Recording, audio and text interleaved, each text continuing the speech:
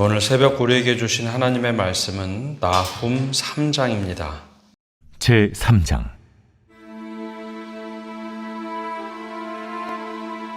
화 있을진저 피의 성이여, 그 안에는 거짓이 가득하고 포악이 가득하며 탈취가 떠나지 아니하는도다. 휙휙하는 채찍 소리, 윙윙하는 병거 바퀴 소리, 뛰는 말, 달리는 병거, 충돌하는 기병, 번쩍이는 칼, 번개 같은 창, 죽임당한 자의 때 죽음의 큰 무더기. 무수한 시체여, 사람이 그 시체에 걸려 넘어지니 이는 마술에 능숙한 미모의 음녀가 많은 음행을 함이라. 그가 그의 음행으로 여러 나라를 미혹하고 그의 마술로 여러 족속을 미혹하느니라.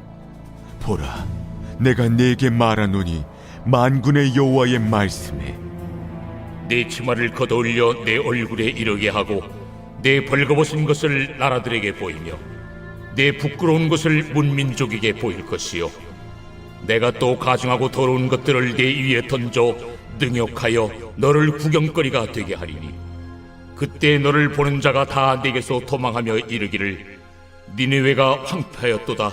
누가 그것을 위하여 애곡하며 내가 어디서 너를 위로할 자를 구하리요 하리라. 내가 어찌 노아몬보다 낫겠느냐. 그는 강들 사이에 있으므로 물이 툴렸으니 바다가 성루가 되었고 바다가 방어벽이 되었으며 구스와 애굽은 그의 힘이 강하여 끝이 없었고 붓과 루빔이 그를 돕는 자가 되었으나 그가 포로가 되어 사로잡혀갔고 그의 어린 아이들은 길 모퉁이에 메어침을 당하여 부서졌으며 그의 존귀한 자들은 제비 뽑혀 나뉘었고 그의 모든 권세자들은 사슬에 결박되었나니 너도 술에 취하여 숨으리라. 너도 원수들 때문에 피난처를 찾으리라. 내 모든 산성은 무화과 나무의 처음 익은 열매가 흔들기만 하면 먹는 자의 입에 떨어짐과 같으리라. 내 가운데 장정들은 여인 같고 내 땅의 성문들은 내 원수 앞에 넓게 열리고 빗장들은 불에 타도다. 너는 물을 길어 에워싸일 것을 대비하며 너의 산성들을 견고하게 하며 진흙에 들어가서 흙을 밟아 벽돌 가마를 수리하라. 거기서 불이 너를 삼키며 칼이 너를 베기를 느치가 먹는 것 같이 하리라. 내가 느치같이 스스로 많게 할지어다. 내가 메뚜기같이 스스로 많게 할지어다. 내가 내 상인을 하늘의 별보다 많게 하였으나 느치가 날개를 펴서 날아감과 같고 내 방백은 메뚜기 같고 너의 장수들은 큰 메뚜기 떼가 추운 날에는 울타리에 깃들였다가 해가 뜨면 날아감과 같으니 그 있는 곳을 알 수 없도다. 아수르 왕이여, 내 목자가 차고 내 귀족은 누워 쉬며 내 백성은 산들에 흩어지나 그들을 모을 사람이 없도다. 내 상처는 고칠 수 없고 내 부상은 중하도다. 내 소식을 듣는 자가 다 너를 보고 손뼉을 치나니 이는 그들이 항상 내게 행패를 당하였음이 아니더냐 하시니라. 오늘 새벽에도 하나님의 은혜와 평강이 우리와 함께하기를 축복합니다. 하나님을 보며 여러 가지 수식어를 붙이는데 그 중에 하나를 감찰하시는 하나님이다라고 부릅니다. 감찰하시는 하나님, 나의 생각을 살피시고 앉고 서고 우리의 사는 모든 것을 아시는 주님을 말할 때 감찰하신다라고 말합니다. 이 감찰한다는 것은 내가 잘하는 것만 보는 것도 아니고 내가 못하는 것만 보는 것도 아니고 나의 일상을 보신다라는 거죠. 그것은 그리스도인들, 특별히 이제 구약 성경 관점으로 보면 유대인들, 이스라엘 백성들만 감찰하시는 하나님이 아니라 모두를 감찰하시는 분입니다. 아브라함의 첩이었던 하갈이 이스마엘을 낳았을 때 그 아내 사레를 좀 괴롭히죠.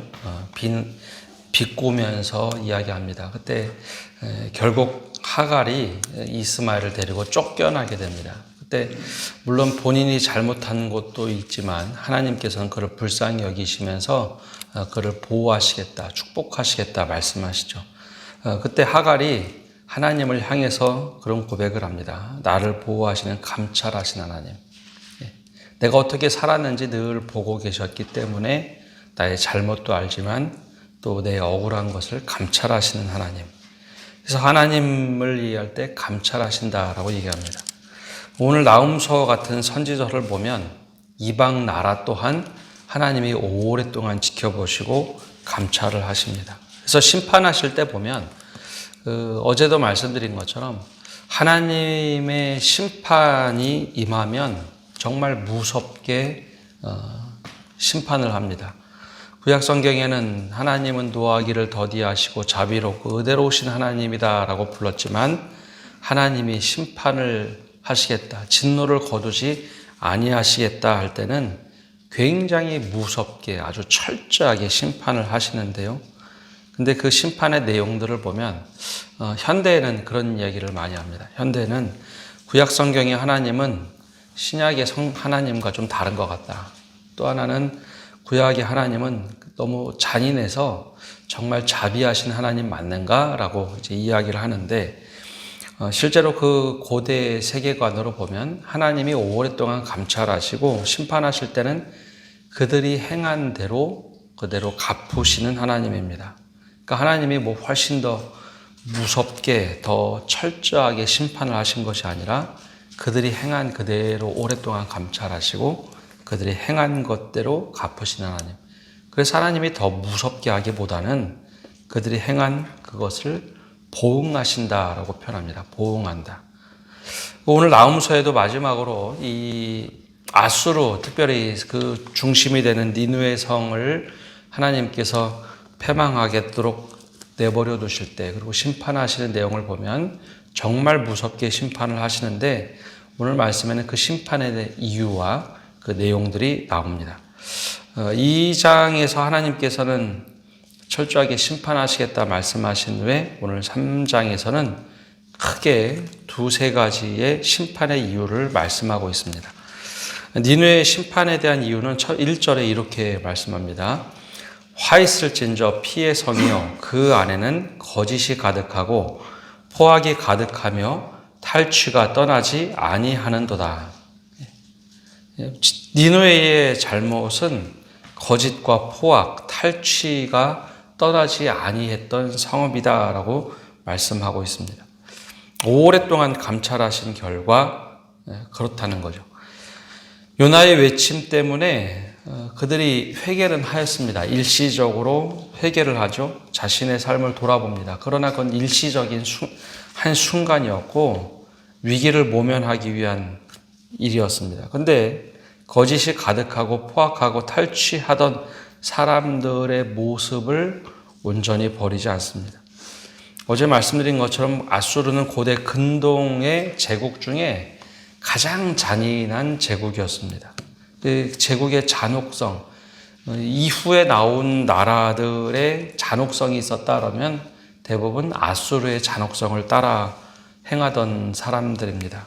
한 나라를 멸망시킬 때 단지 그냥 속국으로만 삼는 것이 아니라 1차적으로는 속국으로 삼고 한 번이라도 배반을 하면 그 나라의 왕들과 귀족을 다 데려가고 죽이거나 마지막에도 또 한 번 반역을 일으키면 자신들이 지배했던 모든 속국의 나라 사람들을 데려다가 혼혈족을 만드는 아주 잔혹한 일들을 하죠.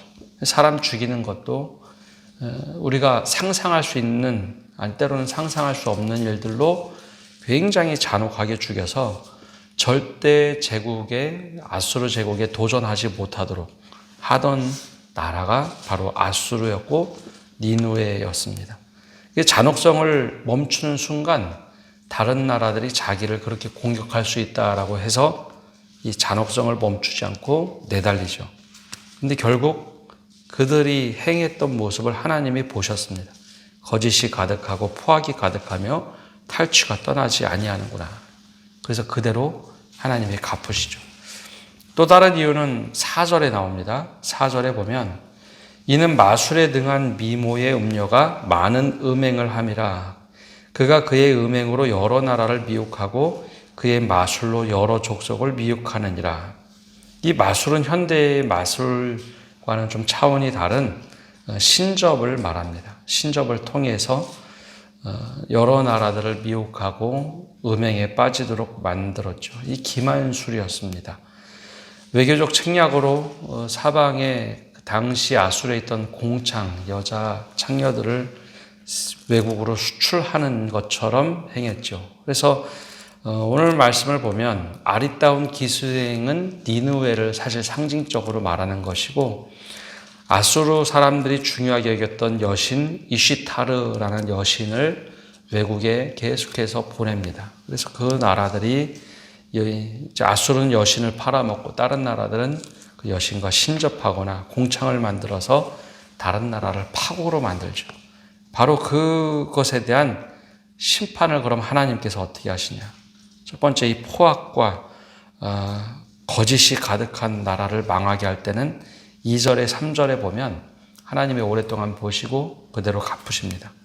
그 2절과 3절에 보면 이게 마치 뭐 어떤 행동 혹은 소리만 이렇게 나는데요. 휙휙하는 채찍 소리, 윙윙하는 병거 바퀴 소리, 뛰는 말, 달리는 병거, 충돌하는 기병, 번쩍이는 칼, 번개 같은 창, 죽임당한 자의 때 죽음의 큰 무더기, 무수한 시체여 사람이 그 시체에 걸려 넘어진다.